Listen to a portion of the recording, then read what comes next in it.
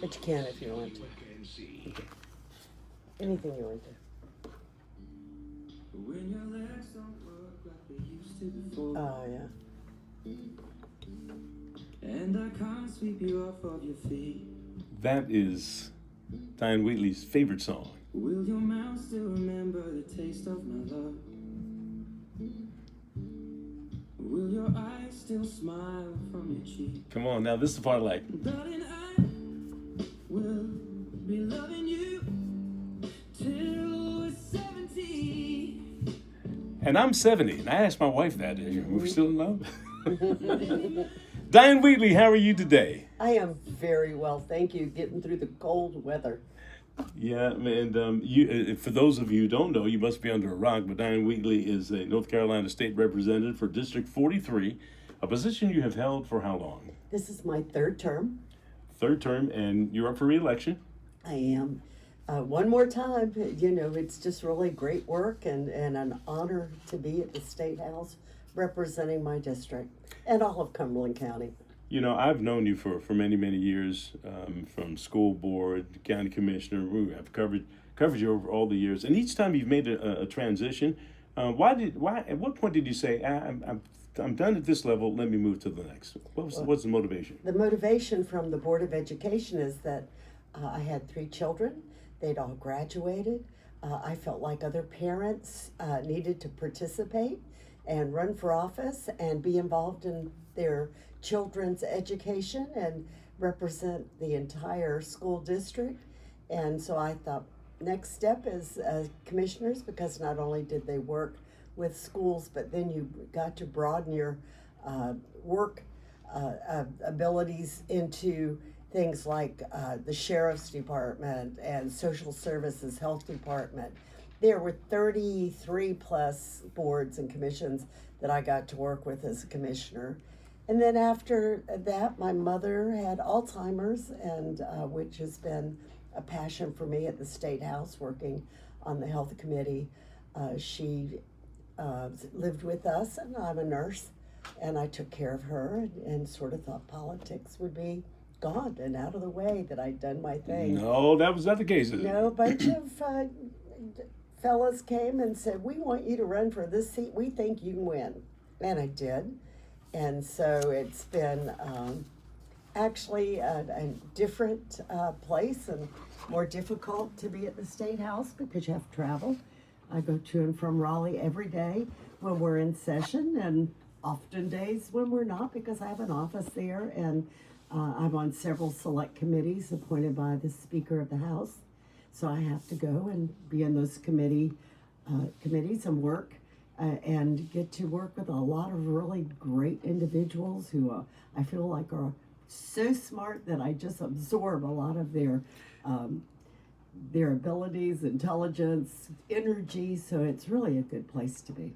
You know, a good friend of mine, Marvin Lucas, who recently retired, Democrat, his grandson, Tyler Moore, was like one of the youngest pilots in the state, and we were just sharing that. I was sharing that with you, and you mentioned that you are involved with Northwood Temple, and that's where Tyler goes to the academy up there. What a great school that you've been involved with. Well, it is a great school, and my husband has been on the board for I don't even know how many years now, but he's been working with that group, and we've been going to church there for over 40 years. And we really love it, and the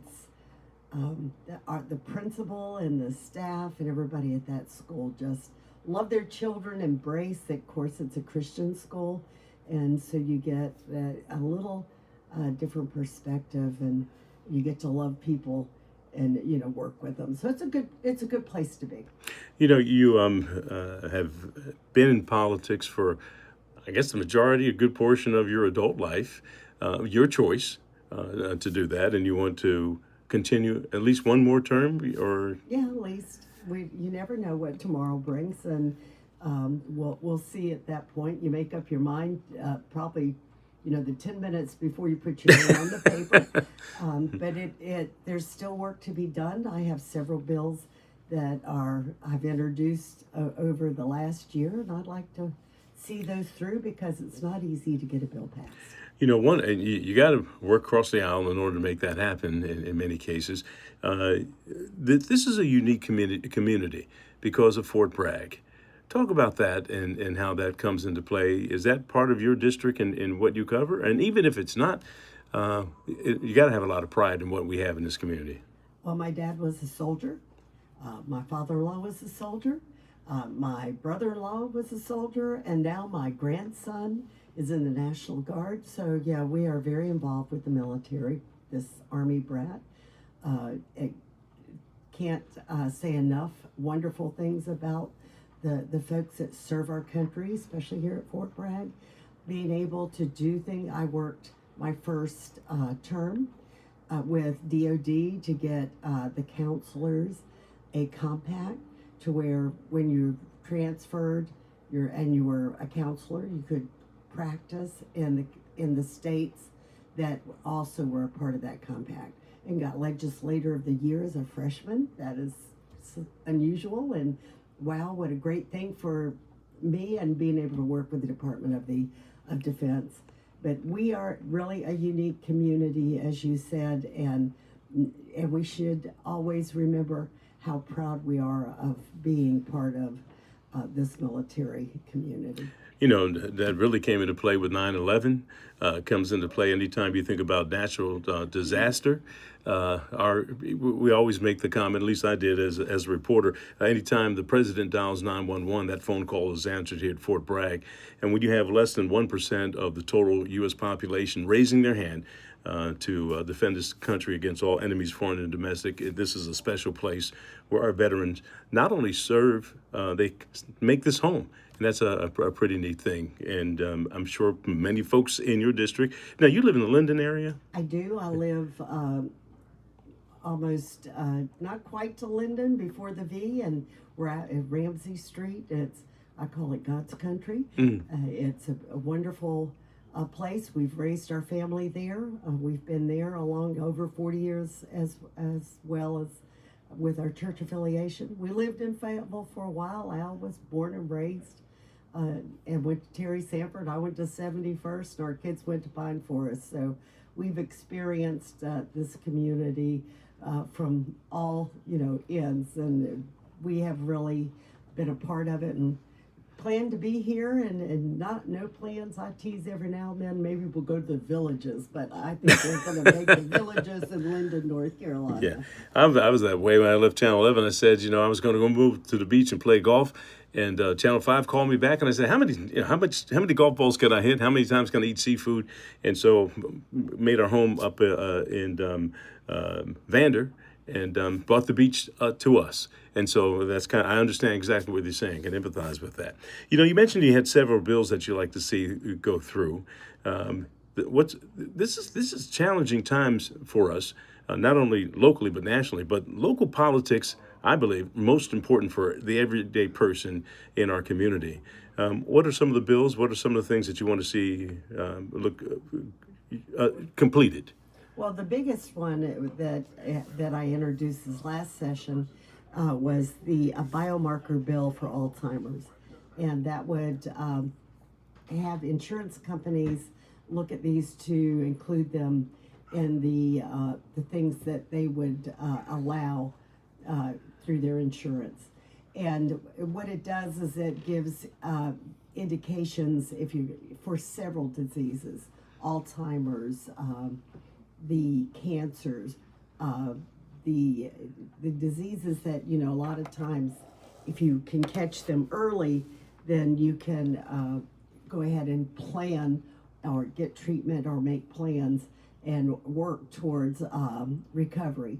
So that's just one of them. But in education, been working on wanting to see and have bills in that our teachers reach levels that they haven't reached before as far as pay and being able to progress through their careers.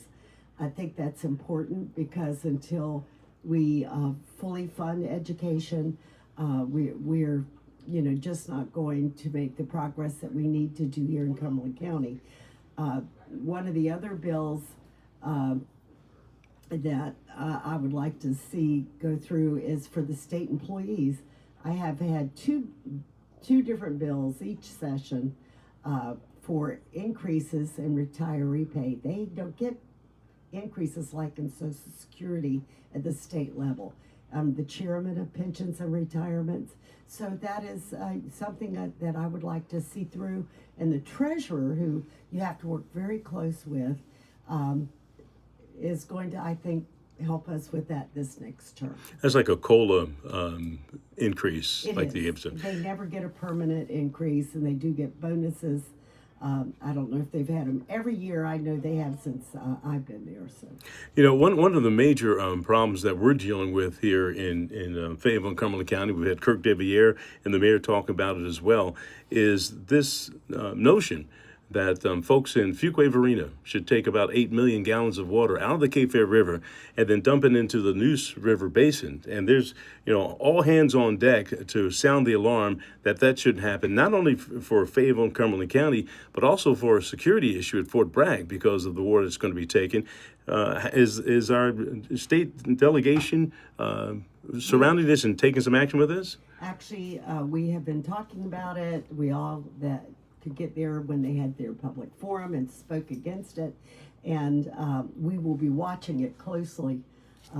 Especially, I'm the chairman of the delegation this last year, and we have had a presence at any and all meetings that deal with this county. Everybody I talk with, I say, look, is this a done deal already? Because they're going to make some type of decision in April.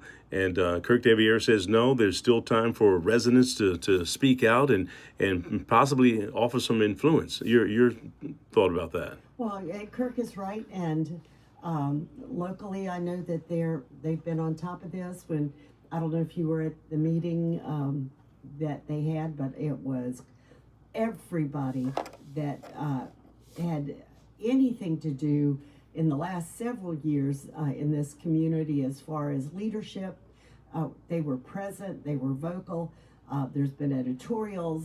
I've heard you talk about it a little bit, and I've also heard anyone that has been involved in our townships surrounding, especially we're east of the river as far as location, and we need to be on top of this. We already have issues with water with the Kenmores, and we've been working with that because clean water is essential for all of us, and we want our children to grow up being able to drink water that is healthy and good for them and not contaminated. So all of those things play together, and I think you'll continue to see people reacting to it. All right, Diane, we're about ready to run out of time. If you're just joining me right now, 7:33, Diane Wheatley is state representative for North Carolina, District 43, seeking re-election. And we wish you luck with that. Before I let you go, any last point you'd like to make? Well, just that, when you have good leadership and you have seniority in that leadership, it's important, I think, to keep it and make sure we continue on a path that is moving onward and upward and doing good things for this community. And our delegation has been doing that, and I've been working with them. I worked with Kirk Deviere and Billy Richardson and John Soka to bring out over $500 million back to this community, and I want to be able to continue to do that. It's our tax dollars, they belong here. Diane Wheatley, good luck to you as you make your bid in the upcoming election. You're not in the primary. I think there's I am in the primary. Are you in the primary? I am. Okay, I'm thinking about the local commissioner's race. That's Yeah. the Republicans in that one don't have to go into No November. primary. Yeah. All right. Well, look, good luck to you in the primary as you continue your way. We'll see how things work out. You are listening to News Talk 640 WFNC. We've got local news right now with CBS 17. Thank you, that was fun. Good morning from the CBS 17 newsroom. I'm Bill Young.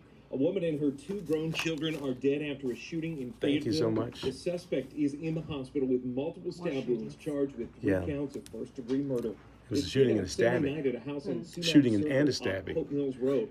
I'm Police on say the, Sherry Smith and John committee Lewis got from into a fight at Elena's Smith's bill. We house. passed that. That's Yeah. when neighbors say That's they another heard whole several show. gunshots. But, Police I'm arrived on to the find select Smith, her committee son Aaron looking Poole, at and her daughter involuntary Amanda Smith commitment and all public shot. safety. Sherry Smith and Poole died at the scene. Amanda We died got at a the lot of work to hospital. do. Yeah. Police say that Well, look, Lewis it's good had seeing been you. stabbed multiple Always good times Good and luck. ran Good for luck to you. I've got your number. Call me if you School need. districts Yes. in central North Carolina Okay, are you take operating care. on a remote delayed or Absolutely. closed schedule. I will send Permanent you and the Moore link to this County schools are podcast so remote. you'll have it on your Cumberland, phone. Hoke, Thanks. Sampson, Robinson, and Bladen County schools are on a 2-hour delay. Some good news out of Fayetteville Regional Airport this morning. Despite delays and cancellations on Monday, today everything is fine. However, we know other major airports around the country like DFW